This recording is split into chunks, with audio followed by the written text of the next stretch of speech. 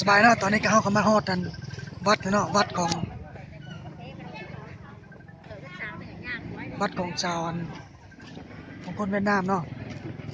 เขากำลังสิขึ้นไปเบิ่งว่าอยู่ไสแน่มีหยังแน่ฮัลโหลฮัลโหลอยู่ไสตอนนี้น่ะฮะเราถ้าคอยว่าอันเครื่องในพารถตัวนี้เออถ้าคอยกำลังสิย่างขึ้นนั่นน่ะไปเชียวขึ้นเชียวตอนนี้กำลังขึ้นนั่นสถานที่ท่องเที่ยวของบ้านเวียดนามเนาะเอาตอนนี้ละถ่ายรูปก็ถ่ายรูปก็เสียเอาถ่ายรูปก็เสียก่อนเอาวิดีโอเชียว เดี๋ยวเสียวิดีโอเขาจะต้องรักเสียเขาเสร็จต้องเอาวิดีโอกันเรื่องค่าร้านเสียพูดเรื่องค่าร้านเสียก็ลงมาแล้วนะตอนนี้เขากำลังอัดอยู่เสียบรรดาชาวอันเวียดนามเพิ่นมานักท่องเที่ยวอ่ะมีหลายเนาะมีทั้งขาขาวขางามเนาะอาจจะมาหลบจิตอันนี้ก็ใกล้สิมาฮอดแล้วเนาะนี่ก็เป็นวัดของเวียดนามนะเป็นวัดเก่าของจีนสมัยอันราชวงศ์จีนปกครองเพิ่นน่ะเจ้าสร้างวัดนี้ขึ้นมาแม่ว่าเชียวมาชมบรรยากาศว่าเป็นอะไรบรรยากาศกับคักอยู่คนจีนส่วนหลายสิมีชาวต่างประเทศที่เข้ามาอยู่แถวนี้นะอันนี้กับโมเมนต์ชาวเวียดมีแต่ชาวจีนมัดส่วนหลายนะแต่ผมรู้จักคือกันว่ามันเป็นอะไร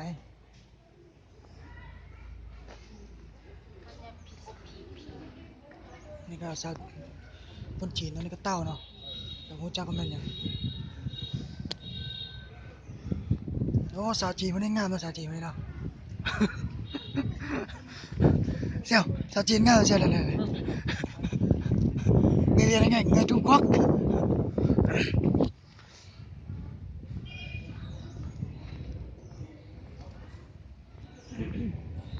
โอ้บรรดาผู้สาวผู้บ่าวเขาก็เข้ามาหลายคนเนาะตอน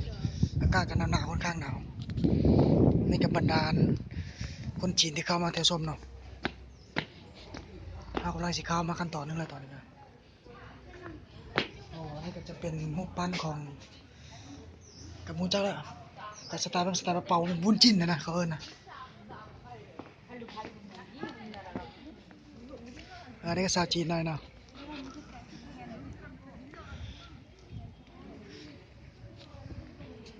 เราลองเข้าไปเบิ่งทางในมันมีอย่างไงเข้าไปพร้อมกันแหละ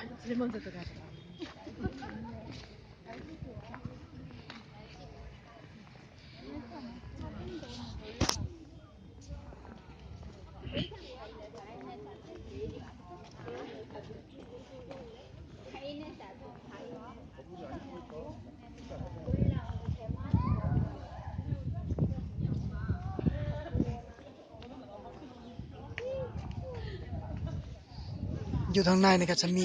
ชาวต่างประเทศหลายเนาะที่เข้ามาเที่ยวชมส่วนใหญ่จะเป็นนั้นคนประเทศอังกฤษนะหรือประเทศฝรั่งแล้วก็คนจีนเพราะว่าวัดนี้เป็นวัดเก่าของจีนคนจีนจะนิยมมาเที่ยวนี่หลายจะเป็นชาวจีนมั้งชาวจีนเขาเรียกงามไหมชาวจีนเขานะ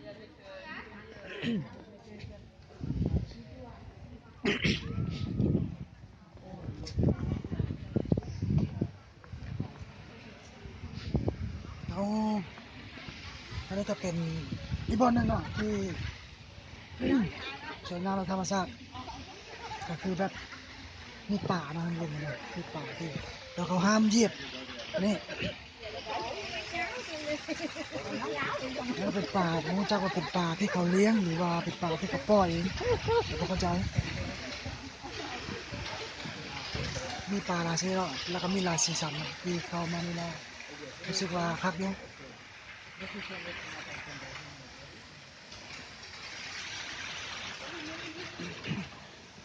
ป่านี้มีงามหลายสีเนาะน่าจะเป็นป่ากันเขาปล่อยเนาะ ได้เจ็บจ้ะ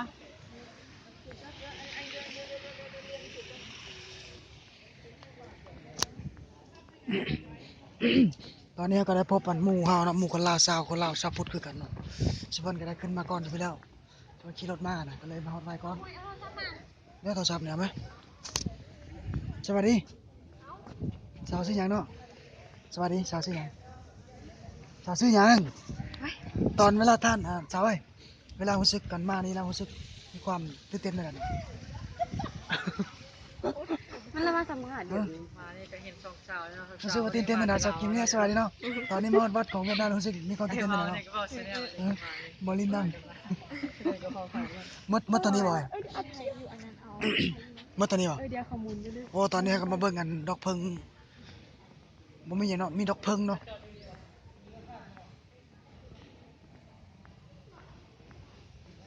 แล้วนี่ก็เป็นต้นไม้ชนิดหนึ่งที่น่าจะมีความศักดิ์สิทธิ์เนาะเพราะว่าต้นไม้ของ5ไม้นี่จะเป็นแบบเออโอ้เจ็บแล้วเสียอยู่ใช่แล้วตอนนี้ก็ได้ผ่าการอุปสรรคหลายผ่ามาโดนแล้วก็สิขอไปเข้าห้องน้ำหน่อยหนึงเนาะ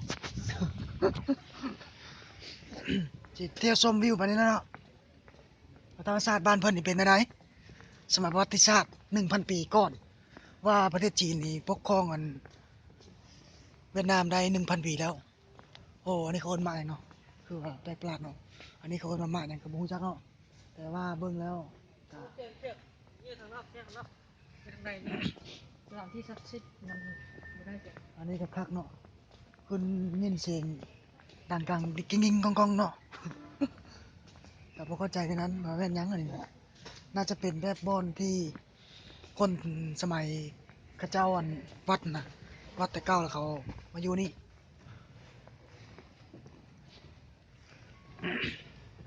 ตอนนี้ก็เอามานอกเนาะ เดี๋ยวนี้เดี๋ยวมาดู อันนี้ล่ะสิ ไกลนี่คือเขาบอกว่าเขาจะทำลาย เรียกคือมีอันคนเสียงดังแอะๆนะมีคนอยู่บ่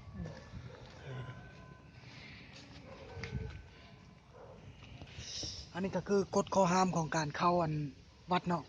เวลาเข้าวัดแล้วเขาเจ้าห้ามอันผู้หญิงหรือผู้ชายนุ่งทรงขาสั้นหรือว่าเสื้อกันสั้นเข้านะต้องนุ่งทรงขายาวผู้ใดที่นุ่งทรงขาสั้นก็ต้องให้นุ่งทรงขายาวจึงเข้าได้เนาะคันบ่ซั้นเขาเจ้าเห็นเขาเจ้าจะบ่ให้เข้าอืม อันนี้ก็เป็นธรรมศาสตร์เก่าๆที่สมัยเก่าแล้วพระเจ้าปลูกมีทั้งว่านมีทั้งเนาะมีหลายเป็นตาที่ลกมาปลูกมืออยู่เฮินจากต้น2 ต้นอันนี้ก็ดอกเพิงเนาะ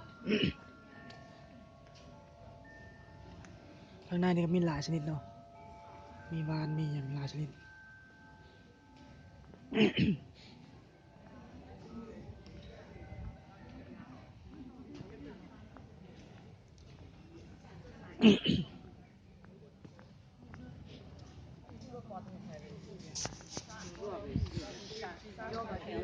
ไปใส่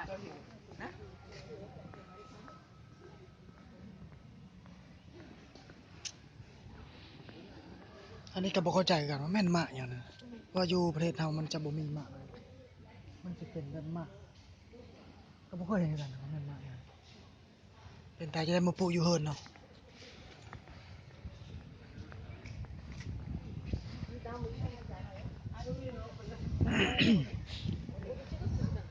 여튼 옷을 하려니 입어야 산다요. 부모랑 부모.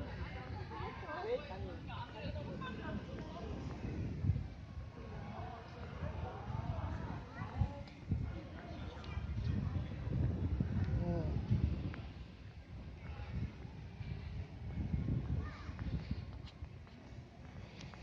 อันนี้คืออันแขวงหนึ่งของเฮแล้วก็มีแห่งท่องเที่ยวหนึ่งที่งามพอสมควรจะมีกำแพงอ้อมแล้วก็เป็นสถานที่ที่เก่าแก่ของวัดหนึ่งที่อยู่ในเฮนี่วัดก็น่าจะมีหลายวัดอยู่แต่ว่าตอนนี้มาเที่ยววัดธรรมิตรก็คือวัดนี้ที่อยู่ในเฮนี่แต่บ่รู้จักชื่อว่าวัดนี้วัดเนี่ยยังบ่ถามเนาะยังบ่ถามชื่อนี่ชื่อหยังนะเซียววัดนี้มีชื่อว่าอะไรเซียว แต่จัวเทียนหมูอ่ะ ช่วยเห็นหมูอะแล้วก็สาวจีนเนาะ เทียนหมู ก็งามทุกคนนะ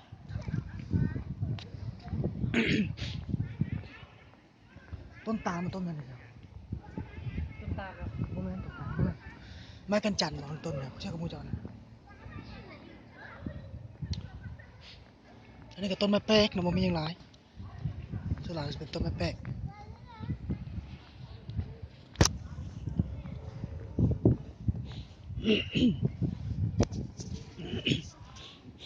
โอ้ยสิ่งเนี่ยจ้ะ ฮะยานอยู่ใช่ ไปซิ่งไงจ้ะต้องไปซิ่ง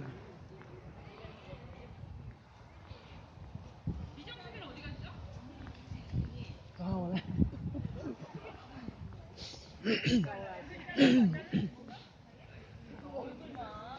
ไปเบิ่งลองเบิ่งน้ำนะโหยนะว่ามันมีอย่างเดินมาดำเธอก็ต้องไปเบิ่งหูซะว่าน้ำมันมีอย่างไงน้ำนี่ก็เป็นมีดอกโบเนาะมีดอกโบที่งามดอกโบเขาเจ้าก็สีมีทั้งสีอิฐแล้วก็สีขาวแล้วก็สีแดงเนาะ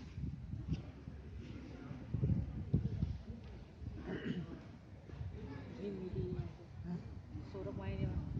ชุดออกมาดิอันนี้ก็เป็นดอกโบมีทั้งสีขาวสีซิวสีอิฐแล้วก็สีแดงแต่รู้จักว่าประวัติความเป็นมาของหนองนี่มันมีประวัติความเป็นมาอะแล้วก็เป็นสาวจีนคนหนึ่งเนาะที่งามตาเนาะคนงามเนาะคนนี้นะงามปะเจ้า